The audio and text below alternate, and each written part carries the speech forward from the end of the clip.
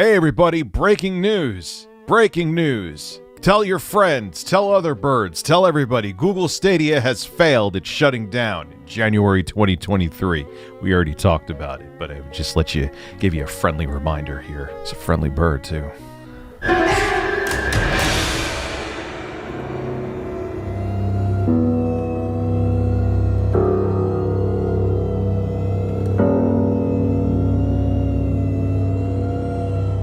Skip it up and that up.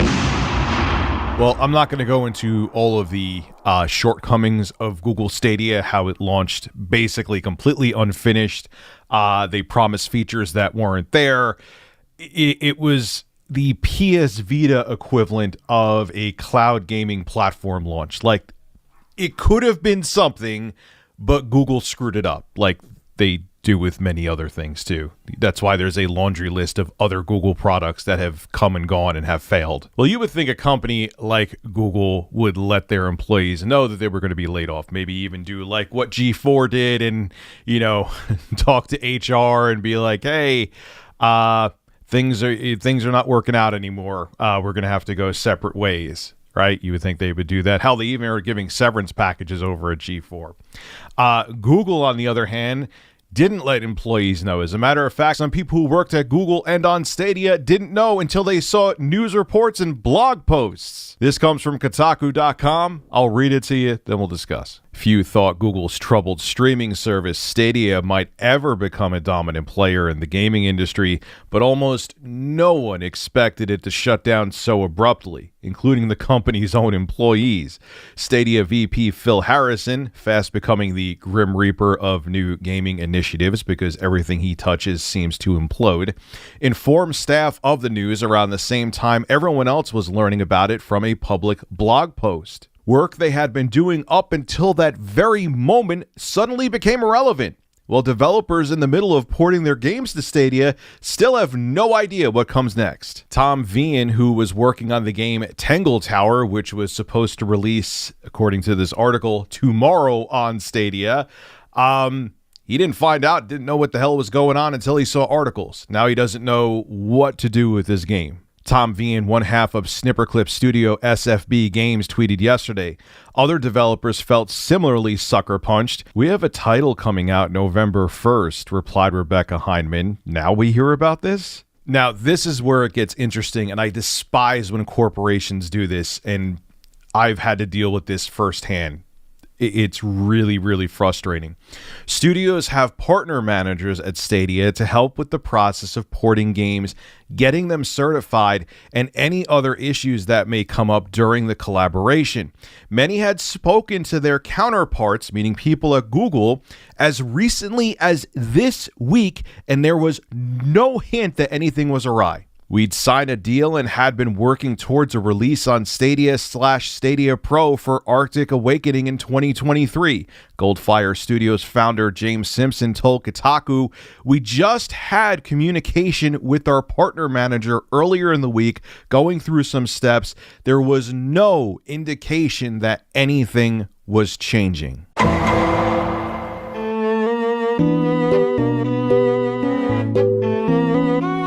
There's another indie developer who knew nothing about what was going on with Stadia named Simon Roth, and he said this on Twitter. Oh boy, very happy to see months of my work going in the bin again. I sure do love game development. Google, really? And you know what? Like, I was just saying this before. I've worked at companies. I'm not going to go into the whole story again. A lot of you have heard it, but some of you haven't, where I knew something was up and I'm like, yo, are we getting laid off? Just keep it real with me. It doesn't mean I'm going to quit. Just like, nah, everything's fine. Don't worry about it. Your numbers are great. You have nothing to worry about. And then you get laid off. Because they don't care. They don't want to give you any hint of anything. You're a cog in the wheel, and they want to, even if they are going to lay you off, they want you to work and be their lemming until the very end. So they'll lie to you. It's just gross, and I can't stand it. And the article goes on talking about other developers saying that we were just going to submit our game this week, and we were excited to put it on Stadia, and we knew nothing. It's just a gross way to run business. First off, can we never have Phil Harrison head anything in any gaming division of any company ever again? But beyond Phil Harrison having terrible leadership abilities, which he has proven time and time again. Remember the PS3 launch? He was a part of that. What's sad about Stadia, and I said this in another video too, in multiple other videos, is that for a cloud gaming service, it was one of the strongest. I played Borderlands 3 on it, and I had it hooked up with Ethernet, and it was a lag-free experience, and you would have thought you were playing on like an Xbox One X. You know, it was like, oh wow, this is promising, but it launched without so many features. It had a sloppy launch, and it just wasn't the right time for cloud gaming. And on top of it, it was poorly mismanaged by Google. Like, people are already skeptical of cloud gaming, and you release a cloud gaming service with a whole bunch of features that you promised not being there at launch. People are also getting very tired of, even with smartphones, like, oh, go buy an iPhone 14 Pro Max. This is the 13. And don't worry, we're going to add some photography features later on. I don't want to buy a phone or a service on a promise. I want to buy a product that has those features built in so I know how they work. Or I could watch a review from somebody and know how those features or those camera features or a cloud gaming service runs. I don't want you to go, oh, we're going to have achievements and this and that months down the road. We promise. You're going to be able to stream games in 4K on your PC on Stadia later on.